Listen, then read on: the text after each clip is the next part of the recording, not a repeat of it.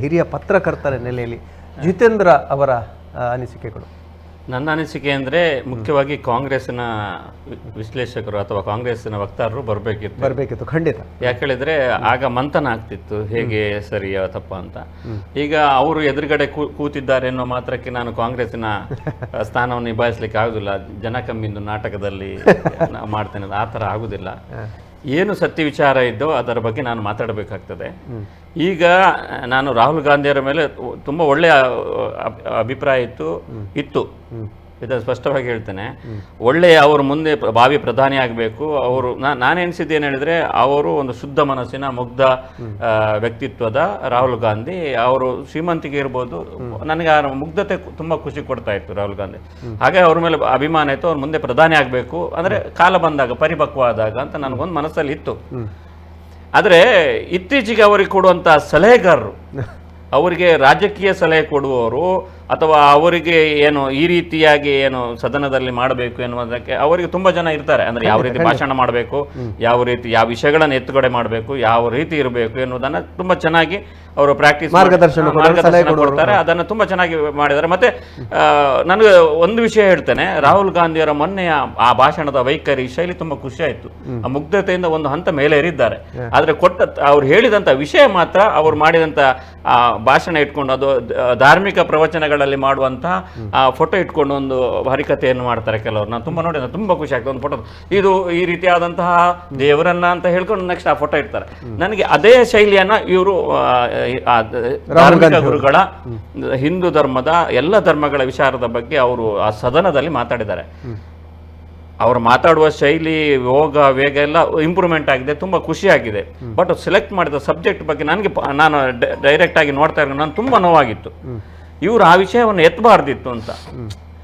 ಹಿಂದೂಸ್ತಾನ ಅಂತ ಹೇಳಿದ್ರೆ ಇಡೀ ಆರ್ಯಾವೃತ್ತದ ಭಾರತದ ಈ ಭಾಗದ ಎಲ್ಲ ಜನರನ್ನ, ಇವನ್ ಪಾಕಿಸ್ತಾನದವ್ರು ನಾವು ಹಿಂದೂಸ್ತಾನ, ಅಫ್ಘಾನಿಸ್ತಾನ, ಇವನ್ ಪಂಜಾಬ್ ಆ ಭಾಗದ ಜಮ್ಮು ಕಾಶ್ಮೀರದವರು ಕೂಡ ಹಿಂದೂಸ್ತಾನ್ ಅಂತ ಈಗಲೂ ಹೇಳ್ತಾರೆ. ಎಷ್ಟೋ ವರ್ಷದಿಂದ ಈ ಭಾಗದಲ್ಲಿ ಬರುತ್ತಿರುವಂತ ಕಲ್ಚರ್, ಸಂಸ್ಕೃತಿ, ಹುಟ್ಟು ಏನು ನಾವು ಹುಟ್ಟಿದ್ದೇವೆ ಮನುಷ್ಯರಾಗಿ ಈ ಭಾಗದಲ್ಲಿ, ಆ ಭಾಗದಲ್ಲಿ ಹುಟ್ಟಿದಂಥ ಕಲ್ಚರ್ ಇರ್ತದೆ, ಆ ಮಣ್ಣಿನ ಸಂಸ್ಕೃತಿಗಳು.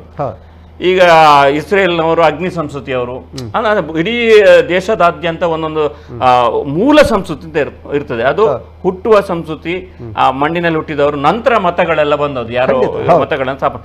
ಆ ಹುಟ್ಟಿನ ಸಂಸ್ಕೃತಿ ಹೇಳಿದ್ರೆ ಅಗ್ನಿ ಆರಾಧನೆ ಅನ್ನುವಂಥದ್ದು ಪ್ರಸ್ತುತ ಎಲ್ಲ ನಶಿಸುವಂಥ ಒಂದು ಸಂಸ್ಕೃತಿಗಳಿತ್ತು. ಒಂದು 20-30 ಸಂಸ್ಕೃತಿಗಳಿದೆ ಇಡೀ ದೇಶದಲ್ಲಿ, ಇಡೀ ಪ್ರಪಂಚದಲ್ಲಿ, ಸೃಷ್ಟಿಯಲ್ಲಿ, ಭೂಖಂಡದಲ್ಲಿ. ಅದರಲ್ಲಿ ನಶಿಸ್ತಾ ಹೋಗಿ ಇಸ್ರೇಲ್ ಕೂಡ ಒಮ್ಮೆ ನಶಿಸುವ ಹಂತದಲ್ಲಿತ್ತು, ಅವರು ಉಳಿಸ್ಕೊಂಡಿದ್ದಾರೆ. ಈಗ ಹಿಂದೂ ಸಂಸ್ಕೃತಿ ಏನು ಅದು ನಶಿಸಲಿಕ್ಕೆ ಬೇಕಾದ ಎಲ್ಲ ಏನು ದಾಳಿಗಳು ನಡೆದ್ರೂ ಕೂಡ ನಶಿಸಲಿ. ಯಾಕೆ ಹೇಳಿದ್ರೆ ಅದು ಅಷ್ಟು ಪ್ರಬಲವಾಗಿರುವುದು, ಅದಕ್ಕೆ ಸನಾತನ. ಮತ್ತೆ ಅದಕ್ಕೆ ಕೋಟೆಗಳಿಲ್ಲ, ಒಂದು ಅರ್ಥವೇ ಆದಿಯೂ ಇಲ್ಲ, ಅಂತ್ಯವೂ ಇಲ್ಲ. ಆದ್ರೆ ಹಿಂದೂ ಇದಕ್ಕೆ ಧರ್ಮದ ಅಂದ್ರೆ ಹಿಂದೂ ಸಂಸ್ಕೃತಿಗೆ ಕೋಟೆಗಳಿಲ್ಲ, ದಾಳಿ ಮಾಡ್ತಾರೆ. ಆದ್ರೆ ಅದು ಎಷ್ಟು ದಾಳಿ ಆದ್ರೂ ಕೂಡ ಅದು ಬದುಕ್ತದೆ. ಅಂದ್ರೆ ಅಂತಹ ಒಂದು ವ್ಯವಸ್ಥೆ ಇದೆ. ಹಿಂದೂ ಸಂಸ್ಕೃತಿ ಹೇಳಿದ್ರೆ ಇಲ್ಲಿ ಎಲ್ಲ ಧರ್ಮದವರು ಬರ್ತಾರೆ. ಅಂದ್ರೆ ಇಲ್ಲಿ ಯಾಕೆಂತ ಹೇಳಿದ್ರೆ ಒಂದು ಹೇಳ್ತಾರಲ್ಲ, ಬೌದ್ಧ ಧರ್ಮ ಇಲ್ಲಿ ಹುಟ್ಟಿದ್ದು ಅಂತ. ಇಲ್ಲಿ ಮತ ಆಕ್ಚುಲಿ ಇಲ್ಲಿ ಹುಟ್ಟಿದ ಕೂಡಲೇ ದೇವರಿಲ್ಲ ಅದೆಲ್ಲ ಹೇಳಿದ್ರು, ಕೊನೆಗೆ ಬುದ್ಧನನ್ನೇ ದೇವರು ಅಂತ ಆರಾಧನೆ ಮಾಡ್ತಾರೆ. ಅಂದ್ರೆ ಇದು ಮಣ್ಣಿನ ಸಂಸ್ಕೃತಿ ಅಂತ. ಪ್ರತಿಯೊಂದು ಬೇರೆ ಕಡೆ ಅದರ ಬಗ್ಗೆ ಮಾತನಾಡುವ ಅಗತ್ಯ ಇರ್ಲಿಲ್ಲ. ಯಾಕಂದ್ರೆ ಈಗ ಮುಸ್ಲಿಮರು ಬರ್ತಾರೆ ಅಂತ, ಉರುಸು, ಈ ತರ ಜಾತ್ರೆಗಳು, ಈ ತರ ಮಾಡುವಂತದ್ದು, ಅದು ಇಲ್ಲಿ ಈ ಮಣ್ಣಿನ ಸಂಸ್ಕೃತಿಯ ಒಂದು ಕ್ರಮ. ಅಂದ್ರೆ ಅದು ಸೊಬಗು ಕೂಡ. ಅಂದ್ರೆ ಈ ಎಲ್ಲ ಈ ಆರ್ಯಾವೃತ್ತದ ಈ ಭಾಗದ ಭರತಖಂಡದ ಒಂದು ವಿಚಾರದ ಬಗ್ಗೆ ಮಾತಾಡುವಾಗ ಹಿಂದೂಗಳು ಅಂತ ಕರೆಸಿಕೊಳ್ಳುವುದು ನಮಗೆ ಪ್ರೌಡ್. ನಾವು ಈ ಮಣ್ಣಿನಲ್ಲಿ ಹುಟ್ಟಿದ್ದೇವೆ, ನಾವು ಹಿಂದೂಗಳು ಅಂತ ಕರೆಸಿಕೊಳ್ಳುವುದು ನಾವು ಪ್ರೌಡ್. ಹಿಂದೂಗಳು ಅಂತ ಕರೆಸಿಕೊಂಡು ಅವರು ಹಿಂಸೆಗೆ ಪ್ರಚೋದನೆ ಮಾಡ್ತಾರೆ, ಹಿಂಸೆಗೆ ಉತ್ತೇಜಿಸ್ತಾರೆ ಅಂತ ತಪ್ಪಾಗ್ತದೆ. ಬೈ ಮಿಸ್ಟೇಕ್ ಏನು ಹೇಳಿದ್ದಲ್ಲ ಅವರು. ಖಂಡಿತ. ನಮಸ್ಕಾರ. ಹಲೋ. ನಮಸ್ಕಾರ. ಹೇಳಿ ಸರ್, ತಮ್ಮ ಹೆಸರು? ಅಪ್ಪು ಶಕ್ತಿ. ಮಾತಾಡಿ ಸರ್, ನೇರವಾಗಿ ನಿಮ್ಮ ವಿಷಯನ ಹೇಳಿ.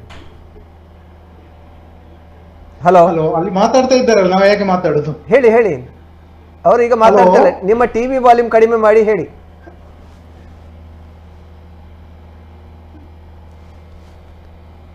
ಹಲೋ. ಸರಿ, ಕರೆ ಮಾಡಿದ್ದಕ್ಕೆ ಧನ್ಯವಾದಗಳು. ಕರೆ ಮಾಡುವಂತಹ ವೀಕ್ಷಕರಲ್ಲಿ ಒಂದು ಮನವಿ, ಕರೆ ಮಾಡುವಾಗ ತಮ್ಮ ಟಿವಿಯ ವಾಲ್ಯೂಮ್ ಅನ್ನು ಸಾಧ್ಯವಾದಷ್ಟು ಕಮ್ಮಿ ಮಾಡಿ, ಸಂಪೂರ್ಣ ಮ್ಯೂಟ್ ಮಾಡಿದರೆ ಬಹಳ ಒಳ್ಳೆಯದು. ಸ್ಪಷ್ಟವಾಗಿ ನಿಮ್ಮ ಮಾತನ್ನ ನಾವು ಕೇಳಬಹುದು. ಇಲ್ಲಾಂದ್ರೆ ಇನ್ನೊಂದು ರೂಮಿಗೆ ಹೋಗಿ ಮಾತಾಡಿ. ಹಲೋ, ಸ್ಪಷ್ಟವಾಗಿ. ನಮಸ್ಕಾರ. ನಮಸ್ಕಾರ, ಅರುಣ್ ಕೇಳಿದ್ರಿ ಸರ್. ಹೇಳಿ ಸರ್, ಮಾತಾಡಿ. ಮೂವರಿಗೆ ನಮಸ್ಕಾರ. ನಮಸ್ಕಾರ. ಈಗ ನೋಡಿ ಸರ್, ರಾಹುಲ್ ಗಾಂಧಿ ಮುಸ್ಲಿಂ ಮತದ ಬಗ್ಗೆ ಇಲ್ಲದೆ ಕ್ರಿಶ್ಚಿಯನ್ ಮತದ ಬಗ್ಗೆ ಅವ್ರು ಹೇಳಲ್ಲ. ಅದು ಬರೀ ಹತ್ತಿರ ಅವ್ರಿಗೆ ಎರಡು ಮತ ಕೂಡ. ಅದೇ ನೋಡಿ, ನೂಪುರ ಶರ್ಮಾ ಏನೋ ಒಂದು ಸ್ಟೇಟ್ಮೆಂಟ್ ಕೊಟ್ಟಕ್ಕೆ ಅವಳು ಈಗ ಪೊಲೀಸ್ ಬೆಂಗಾವಳಲ್ಲಿ ಜೀವನ ನಡೆಸ್ತಾ ಇದ್ದಾಳೆ. ಅದನ್ನೇ ಅವರೇ ಹೇಳಿದ್ರು ಮೊನ್ನೆ. ಅಲ್ಲ, ಅದು ಯಾವ್ದೋ ಒಂದು ಟೈಲರ್ ಒಂದು ಸ್ಟೇಟಸ್ ಹಾಕಿದಕ್ಕೆ ಅವನು ಲೈವ್ ಮಾಡಿ ಕುಂದಿಲ್ವ ಸರ್? ಇವ್ರು ಆ ರೀತಿ ಸ್ಟೇಟ್ಮೆಂಟ್ ಕೊಟ್ಟಿದ್ರೆ. ಮತ್ತೆ ನೋಡಿ, ಈಗ ಭರತ್ ಶೆಟ್ಟಿ ಮಾತಾಡಿದಕ್ಕೆ ರಾಜ್ಯ ಮಟ್ಟದ ಕಾಂಗ್ರೆಸ್ ಬಿಜೆಪಿ ನಾಯಕರು ಯಾರು ಖಂಡಿಸಿದ್ದಾರೆ ಸರ್?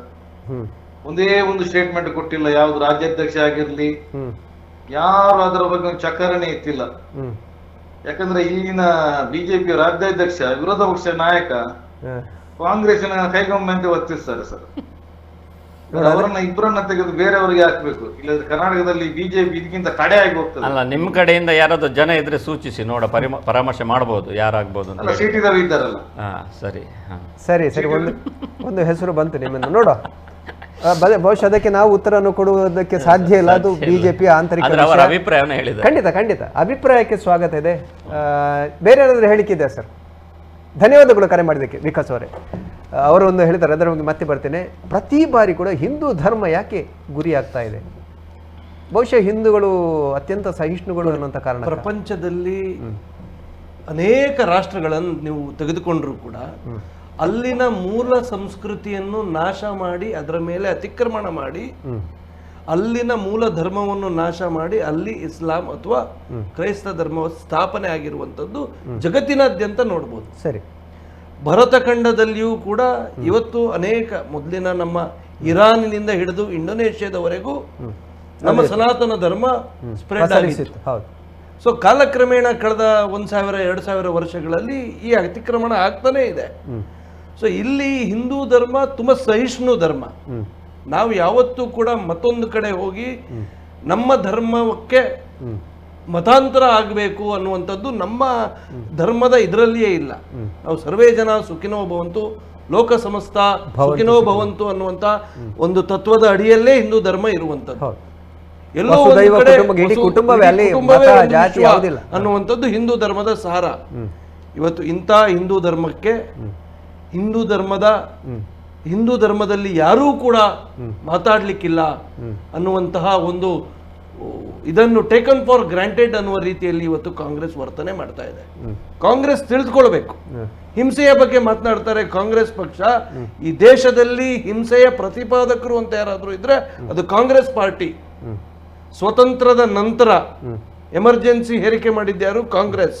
ಎಮರ್ಜೆನ್ಸಿಯ ಸಂದರ್ಭದಲ್ಲಿ ಯಾವ ರೀತಿ ಹಿಂಸೆಗಳಾಗಿದೆ ಅದನ್ನು ನಮಗೂ ಅದೆಲ್ಲರಿಗೂ ಕೂಡ ಗೊತ್ತಿರುವಂತದ್ದು. ಸರಿ, ಇಂದಿರಾ ಗಾಂಧಿ ಅವರ ಹತ್ಯೆ ಆದ ನಂತರ ಯಾವ ಒಂದು ಸಿಖ್ ಹತ್ಯಾಕಾಂಡ ಮಾಡಿ 20,000ಕ್ಕಿಂತ ಹೆಚ್ಚು ಸಿಖ್ ಧರ್ಮೀಯರನ್ನು ಇವರು ಕೊಂದ್ರ. ಅದಾದ ನಂತರ ರಾಜೀವ್ ಗಾಂಧಿ ಏನ್ ಹೇಳ್ತಾರೆ, ಒಂದು ದೊಡ್ಡ ಆಲದ ಮರ ಬಿದ್ರೆ ಭೂ ಕಂಪಿಸಬೇಕು, ಇದು ಪ್ರಕೃತಿ ನಿಯಮ ಅಂತ ಹೇಳ್ತಾರೆ. ಸೊ ಈ ಹಿಂಸೆ ಅನ್ನುವಂಥದ್ದೇನಿದೆ ಇದು ಕಾಂಗ್ರೆಸ್ನವರ DNA ಇರುವಂತದ್ದು. ಹಿಂಸೆ ಅನ್ನುವಂಥದ್ದು ಅವರ DNA ಇರುವಂತದ್ದು.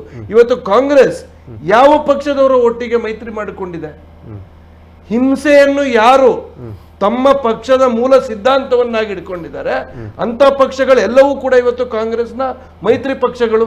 ನಾನು ಹೇಳ್ತೇನೆ, ಕರ್ನಾಟಕದಲ್ಲೇ ನೀವು ಜಮ್ಮು ಕಾಶ್ಮೀರದಲ್ಲಿ ನಾನು ಹೇಳ್ತೇನೆ SDPI ಇವತ್ತು ನಿಷೇಧಿತ popular front of India PFI ಏನಿದೆ, ಇಸ್ಲಾಮಿಕ್ ಮೂಲಭೂತವಾದವನ್ನು ಹರಡಿಸಬೇಕು ಅನ್ನುವಂತ ಒಂದು ಆಧಾರದ ಅಡಿಯಲ್ಲಿ ಭಯೋತ್ಪಾದನೆ ಮಾಡುವಂತ ಸಂಘಟನೆ PFI ಯ ಒಂದು ಪೊಲಿಟಿಕಲ್ ಫ್ರಂಟ್ SDPI. ಆದ್ರೆ ಕಾಂಗ್ರೆಸ್ ಬಿಜೆಪಿ ಅವರು ಮೈತ್ರಿ ಮಾಡಿಕೊಂಡ್ರು ಈ ಹಿಂದಿನ ಚುನಾವಣೆಗಳಲ್ಲಿ.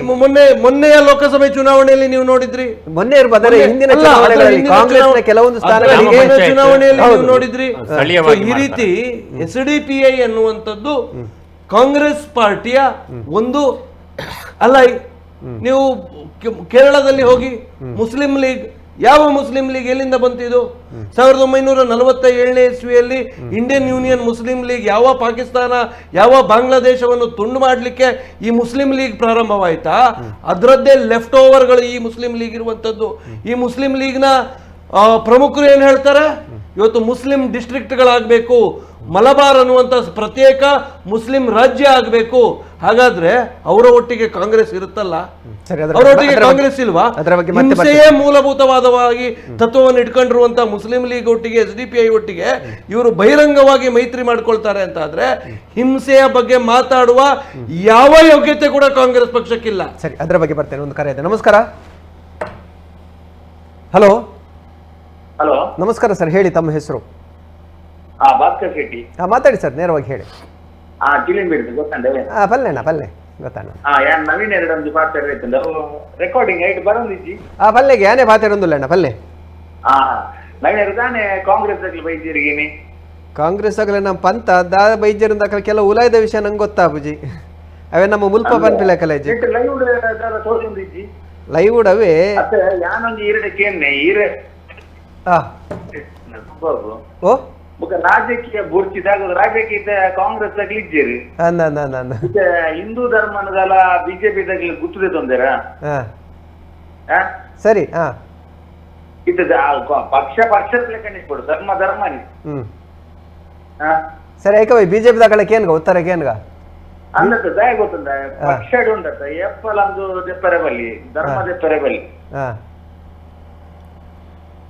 ಪಲ್ಲೆ ಅತ್ತ ನೈಕೆ ಎರಡ ಪನ್ನಿ ಗೊತ್ತರ ಈರೊಂಚೂರು ತೆರಿನಾರು ಚೂರು ಅಂದು ಖಂಡಿತ ಖಂಡಿತ ಕೇರಳದ ಮುಸ್ಲಿಂ ಲೀಗ್ ಅವು ಪೂರ ನಮಕದೆ ಮೂಲ ನಮ್ಮ ಪ್ರಜಾಪ್ರಭುತ್ವ ರಾಷ್ಟ್ರ ಏರ್ಲ ಬದುಕೋಲಿ ಖಂಡಿತ ನಮ್ಮಲ್ಲ ಅವೇನೇ ಬಯಕು ನಮ್ಮ ಮಾತಿರ್ಲ ಒಟ್ಟುಗೀತನೇ ಪೊರ್ಲೊಂದು ಈರ ಪ್ರಶ್ನೆ ಬಹುಶಃ ವಿಕಾಸ ಉತ್ತರ ಖಂಡಿತ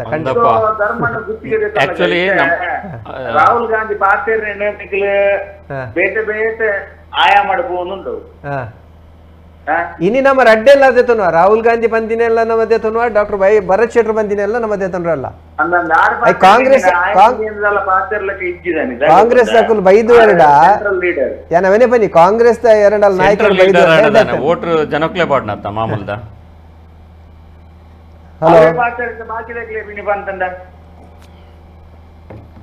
ಐಕೆಣ್ಣ ಇನ್ನು ಕಾಂಗ್ರೆಸ್ ಏಲಂಡರ ಲೀಡರ್ ನಕಲು ಬೈದು ಎರಡಕ್ಕಲು ಉತ್ತರ ಕೊರ್ತೋಡು ಬೈಜೇರಿ ದಾದಾಲ್ಪನು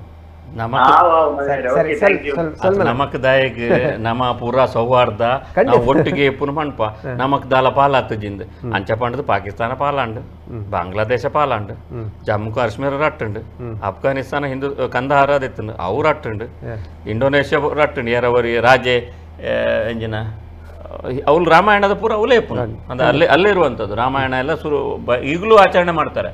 ಅಲ್ಲಿ ರಾಜ ಬೇರೆ ಧರ್ಮ ಸೇರಿದೆ ಅಂತ ಎಲ್ಲ ಹೋಯ್ತು. ಅಂದ್ರೆ ನಮ್ಗೆ ಹೌದು ನಾವೆಲ್ಲರೂ ಯಾರು ನಮಗೆ ಪಾಲು ಬೇಡ, ನಾವು ಮೊದಲಿಂದಲೂ ಇಲ್ಲಿ ಈ ಭಾಗದಲ್ಲಿ ಹೇಳ್ತೇವೆ ನಾವು ಎಲ್ಲರೂ ಒಟ್ಟಿಗೆ ಬದುಕಬೇಕು.